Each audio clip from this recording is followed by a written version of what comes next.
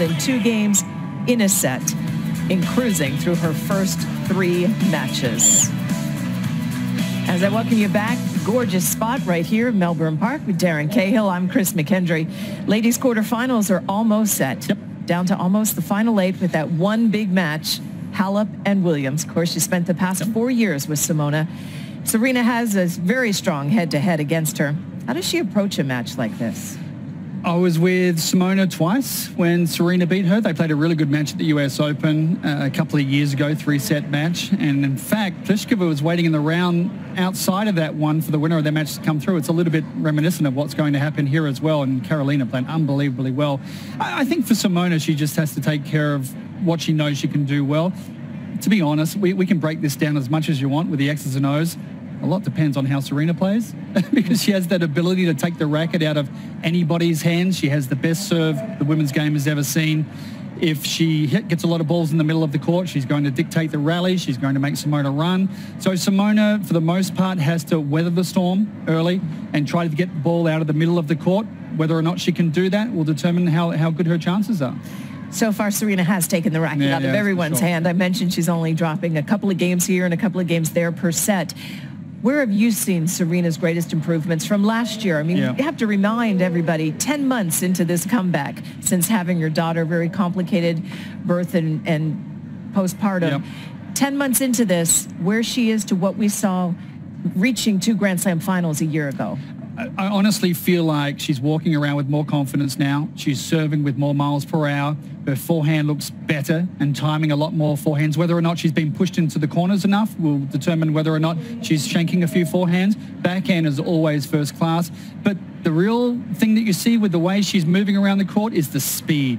The first 2 steps. If she has those first 2 steps and that explosion on the ball, then she's incredibly tough for anybody to stay with her. So that's what I've seen being the difference this time compared to, say, 6 months ago. Even though she was making finals of a couple of majors, her speed, those first 2 steps look like she's trained really hard in the off-season. And I know Patrick Mouratoglou, her coach, always says when she has that, then it's her balance. Exactly. And her balance. And she buys herself time. Success. She buys herself time. And that's the big thing with those types of players is you buy yourself time on the front end, so on the back end, when you're about to set up and execute the shot, everything looks like it's in slow motion. If you don't have time on the back end, you feel rushed, and that's when you make a lot of mistakes. As for Simona, and let's take a look because she's coming up Rod Laver Arena. Again, no play going on there right now, so that's where she's having a hit to get set for the match.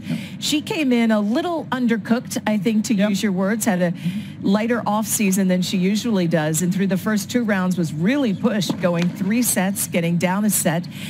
But then against Venus Williams, she looked her best in round 3. Yeah, so the fact that she made it through those first 2 matches, that undercooked sort of what we've been talking about, we can forget about that now because it doesn't matter.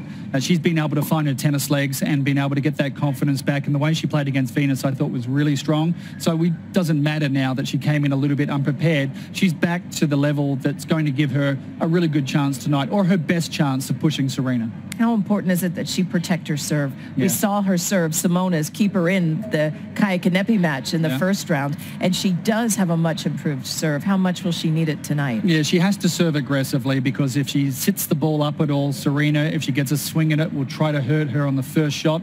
We know that with Serena. It's not just against Simona. It's against just about everybody she plays. I did have a look, actually, at the serving numbers from Simona.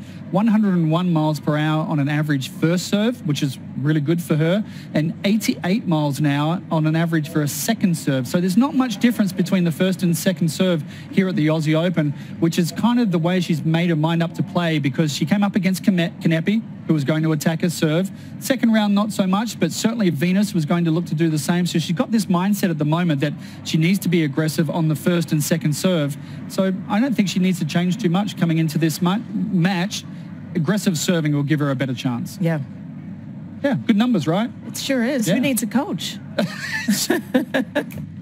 I think the world number 1 knows exactly what she wants to do, and she's executing. So that's coming up tonight. Love you too, Chris McKendry. We're happy to have you with us. Thank you. That's the primetime window in Melbourne overnight back in the States, but it is likely the match of the tournament of the late